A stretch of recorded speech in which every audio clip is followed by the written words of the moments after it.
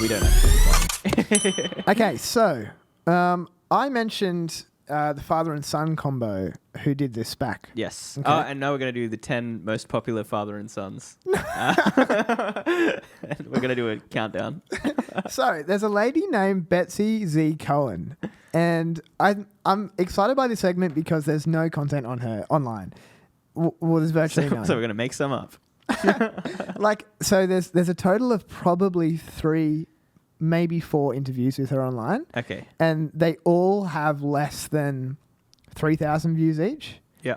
And there's a couple of articles. There might be from what I could find, there might be 5 articles that really reference her. But I think she's a really profound figure in the finance world, particularly with SPACs. Okay. I So think Betsy who? Betsy Cohen. Betsy Cohen. Okay. But you've got it's Betsy Z. Cohen because there's another Betsy Cohen who is actually a little bit more famous. Okay. And so if you just say Betsy Cohen, you'll find her and she does some random stuff. Z. So Z is her middle name. I don't know what it is. Oh, okay. Actually, what would it be? I wanted to know what it was. There's not very many Z's. Yeah. I don't know what it is. Or Betsy Z. Zs. Cohen. I don't know. We got to appeal to our US 12.6% audience. That's true. Yeah. And so she's 79 years old. Yeah, right. Okay? And she's still very Cohen, active. is this related to the previous Cohens? Yes. Then? I'll bring it all together here. Okay, right. Sorry. Yeah. And so she's 79 years old, and I think she might be the real SPAC Queen. I think more so than Chamath. Take that, Chamath. And so she started over her life. So she's 79. She's pretty old. She started 8 companies from scratch, where she was CEO and took them all public. Cool. Fairly impressive. And so the family is her. So she's obviously the mum. Her husband is Edward Cohen, who was one of the directors on the SPAC company that merged with Black Sky. Black Sky, yeah. Son Daniel Cohen, who was not a part of the deal with Black Sky, and other son Jonathan Cohen, who was. So just to recap, Edward and Jonathan were a part of the Black Sky deal. Betsy and Daniel were not. The reason is because Betsy and Daniel worked together as a team, mostly in fintech, right? Okay. And Edward and Jonathan, who are the father-son, seem to be working together doing SPACs as well, but not in fintech. Right, okay. Okay? It's very interesting. Well, I think it's interesting. I don't know. We'll see. So, bit of background. 1963, Betsy gets a Bachelor of Philosophy at a college called Bryn Mawr College, which is in Pennsylvania in the US. And then in 1966, 3 years later, she goes on to get her Juris Doctor, which we have that over here as well. It's kind of like a Master's of Law at the University of Pennsylvania. I believe in the US, that's the only way you can get a law degree. I think you have to do a bachelor and then a master's level law. Yeah, like then you go to law school. In Australia, that's not necessarily the case. And so I watched this really cool interview with her, and I just want to recite a few things she said. So she said she was a good student at law school, and she served on the law review, and she was recruited as an intern during summer, right, at a law firm. And so usually these interns are chosen at the end of the summer break to come and work for the firm. Part-time whilst they're studying, right? And so she's kind of excited to do that. She knows she's a great student. She's been doing a great job. And so she has a meeting with the law firm manager who's looking after that. And he says, listen, you've been great, but the senior partner is just not ready to have a woman work for his law firm. And so she said, she looked back at him and she says, and I quote, she don't know how she mustered up any courage, but she said, well, I think it's your loss. And then she walked away. And so she says, at that moment, it was clear to her that she never really wanted to work for anyone else ever again. And so I thought, wow, that's really cool. And so she became the second female law professor on the whole East Coast of the US. Pretty cool. It's the second. Okay, yeah, cool. Yeah. Second female law professor. Yeah. And she was teaching antitrust law and government regulation stuff at a law school called Rutgers Law School in New Jersey. Yep. And so before the age of 30, she had started a shipping business in Hong Kong, a rental leasing company in Brazil, randomly. She'd done a joint venture with a bank in Spain, and she'd co-founded a Philadelphia law firm that was specializing in complex real estate and finance. Cool. Before 30. So that's pretty cool. Okay, so at age 32, we're in 1974 at this point, right? At age 32, she starts a bank called Jefferson Bank. It's not super interesting, other than a few facts. She was the first female bank CEO in Pennsylvania. Cool. Yep. And she, more notably, I suppose, she was one of the first female bank CEOs in America. Yeah, yeah. So that's pretty special. And so she later sold that company in 1999 for $340 million. Okay, a little bit of cash. I got a good fact for you. Okay, tell me. There are more male CEOs named John than there are female CEOs in the US still. Oh, what? Lucky for me, my name's John also. Looks like I have a good shot. Okay, so after the sale of Jefferson Bank, they started a family investment bank called Cohen and Company, of which Daniel was the chairman. So Daniel was the son who works with Betsy. Yeah. For most of the fintech stuff. So in 1999, which same year that they sold Jefferson Bank, they founded a company called the Bank Corp. And that was a partnership with Daniel and Betsy. And what they did was they provide technology and banking solutions to non-bank clients, such as PayPal. Ah, yes. Which is impressive. So currently on their website, they'll tell you that they have 20 billion card transactions a month. Sorry, $20 billion worth of card transactions a month. Yes. And they have about 1,600 non-bank fintech clients that use their platform, which is quite a lot. And so in 2014, Betsy retires from her position as CEO in the Bank Corp. And in the same year, in 2014, if we'll just bring in Edward Cohen here for a moment, he's been sitting idle in the sidelines. So let me give some perspective to what he's been doing. So by 2014, Edward Cohen has completed a sale, which has taken multiple years to multiple people, completed a sale of a business called Atlas Energy, and they're just an oil and gas company, but it was for the total of $12 billion. Okay? That's pretty serious money. 4.3 of that was paid by Chevron. And so Edward and Jonathan which is father-son, start Osprey Energy Acquisition Corp. So the purpose of this SPAC was to merge with an energy sector company. Yeah. So I don't know if I even wrote it down here, but they merged with some company. I think I did write it down here. They merged with a company called Royal Resources, and it was worth about $900 million. And they're like an oil and gas specialist. And so that was their first SPAC. So bring it back here for a moment. So Betsy's husband, Edward, has just sold, over a process of a few years, his business of $12 billion. He started a SPAC, and in the same year, Betsy founds with Daniel, her son, their company called Fintech Masala. And so in an interview, again, I was watching, it might have been a different one, Betsy explains the SPAC in her words, and she speaks very simply because it's kind of like a mid-America, that's probably wrong, but what are your thoughts on Middle America? No, the vibe is like just a simple mid-America woman. Yeah, yeah.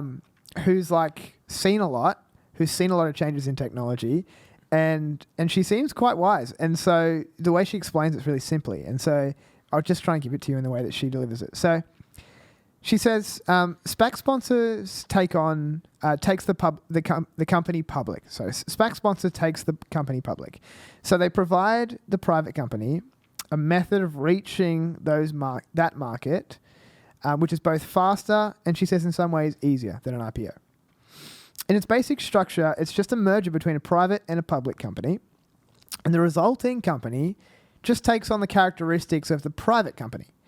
And so this allows faster growing companies to reach investors that are very different from IPOs. So in IPOs, companies look backwards and talk about what they did, previous results, stuff like that. In her opinion, SPAC companies, their requirement is to look forward into what the merged entities would reflect, and you provide some sort of reflection on a forward-looking basis. And so when she was studying the differences between IPOs and SPACs, she thought that, which is a really cool point, she was saying that consumer market style companies would actually probably prefer IPOs because it's more of a branding exercise. True, it's like this big procession. You know, everyone knows that X company is going public and it's this big IPO. But she thinks that actually SPACs, you can more easily raise more capital and the time to market is obviously quicker. So it's interesting. So she has done a total of 9 SPACs to date, which should be noted that Chamath and his Social Capital Hedosophia Holdings has only done A to F, which is only 6. Yeah, right. Yeah. Okay. And so she's done... she did one which was only 8 days after she retired from the Bancorp company. Yeah. And only a year later, that company got bought again and taken off the market for 50% more than the valuation that she had it at. Nice. When it was merged as the SPAC. And then her 5th SPAC was with a company called eToro. Yeah. That's what they have in common. Yes. Now we're there. So, this is called FinTech Acquisition Corp 5. And the question is whether or not this is has actually completed. I don't know if it has. But this is with eToro, which is a 14-year-old company. And basically... as we've talked about, it's kind of for young investors. She says that it gives them easy access to trading at a reasonable price and they can learn from one another. And it's like a social media platform that they've trademarked as well. Yeah, so I've got a friend that he was telling me the other day about his use of eToro. Oh, yeah. So he said that it's really good because he's got just an amount that he throws in. So it's heaps funny. I asked him how he picked his strategy and what stocks he picks and all that kind of thing. Because he was showing me his portfolio, and I was like, "Oh, cool! You got a bit of Microsoft, Amazon, a few different things here." And he goes, "Oh yeah, well, I'm actually copying the Swedish chess champions portfolio." Wow! And I was like, "Oh, that's random. Have you met this person? Did you watch YouTube videos of them? Yeah. Why did you choose them?" And he goes, "Oh, I just had a look, and they've just got better than average returns, and so." Every time I put in $100 or $1,000 or whatever, it automatically just allocates it, splits it across all those stocks that they've got. Wow. So that's why I've got 0.6 Microsoft stock and 5 Visa stock and all these different companies. Wow. Because it trades in and out for him and everything like that. He just has to... Yeah, he just has to say, I want this person's portfolio. Yeah. And it just... looks at the percentage of each company and just allocates that percentage to his money. So yeah, it's pretty clever. It's like a pretty clever thing. Is. And if you really trust that person, then correct. Yeah. And so Q1 2021, they have more than 20 million users, and they're all outside of the US. Other than they currently have a crypto platform that's used in the US, and they don't have any stock traders. None of their stock traders is in the US, and that's 20 million users right now. So she was saying in an interview that within the next 6 months, they're going to launch their US platform. Yeah, right. Okay. So just saying there's a bit of growth to be had there. Definitely. And I think Robinhood only has 20 million users. Oh, really? So, yeah, and that's only in the US. Correct. So could be some potential for growth there if you want to buy it. So I'm not sure actually what the ticker for this... I don't think it's actually called eToro yet. So I don't think it's finalized. So I think maybe if you want to buy eToro on the market right now, it might still be called FinTech Acquisition Corp 5. And that's on a US exchange? Yeah. Right, okay. And so it's actually interesting. She was saying that she met with them 3 years ago to try and take eToro public then. Yeah. And she sort of went through it all, and she actually decided that they weren't ready. And so it's actually a three-year process. And so they're taken public at a $10 billion valuation. So she's done one more company called Fintech Acquisition Corp, and then she moved into using Greek words to describe the acquisition companies. And so she's the seventh company. This is the seventh corporation she called Olympus Acquisition Corp, and this is a company called Payoneer, which might actually need further investigation. Have you heard of Payoneer? Okay, Payoneer is kind of cool. They mainly just do B2B payments. And so they do. They've got 5 million global e-commerce businesses that subscribe to their network, and they also service the eBay network. And so they say that they facilitate and democratize the access to payments and services for e-commerce providers. They've been around for 15 years, and I think they just allow people to move money between different business owners. Yeah, right. To maybe pay for stock and stuff like that. Yeah, is my understanding of it, as in like physical inventory. And so after Payoneer, there's 2 more. There's Athena Acquisition Corp and there's Zeus Acquisition Corp. Athena does have a target. Zeus is yet to be named. Apparently, her husband Edward is some sort of Greek scholar, and for that reason, I assume around the dinner table they decided to start naming them. Yeah, Greek, that's cool. Great names, which is kind of cool. Yeah, they're all Greek gods. Within her team, there's 15 people, and they range from just tech to legal to capital markets and accounting specialists. Cool. And 15 or 50? Just 15. 15, yes. And the way that she structures most of her deals is that there's obviously a fee paid to the sponsor, being her company, up front. And then there's subsequent payments as the public stock reaches certain points, like certain targets, I guess. It pays out future payments to her company. And so she says that aligns the interest of her with the public markets and the company. And I think that's true. So I think it's kind of cool. So, in closing, as I said, Jonathan and Edward did their first SPAC, which was that energy, was that Royal Resources company.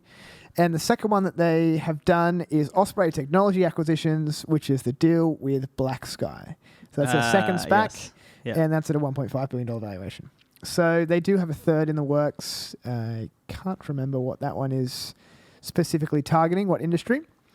But it does seem to be the SPAC family, which is interesting.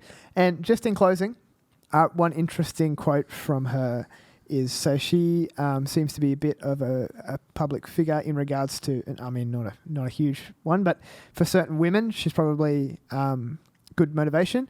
And so she says that whenever women ask her, and this might be sort of an old way of thinking, but she says she recommends women, if they're not going to be entrepreneurs, she recommends they find a workplace where the CEO has only daughters. Because she thinks in that environment only can the CEO really understand what female success looks like and have the drive to see it in his business. And so I thought that was really interesting. Yep. So there you have it. That is an interesting, someone that a lot of people wouldn't really know. Undercover billionaire. It is. She is. They're the undercover billionaire SPAC family. And Betsy Cohen, she's pretty cool. We are potentially the first people to ever talk about her. Ever really do like a bit of a dive into her life from what I could see. Yeah. And so she's had some cool moments with eToro and Payoneer and Black Sky. And so, cool lady who's doing a great job. 79 and she's still doing CNBC interviews and stuff like that. So yeah, pretty for sure. impressive. Yep. That's there great. Well, that's the intro one. But anyway,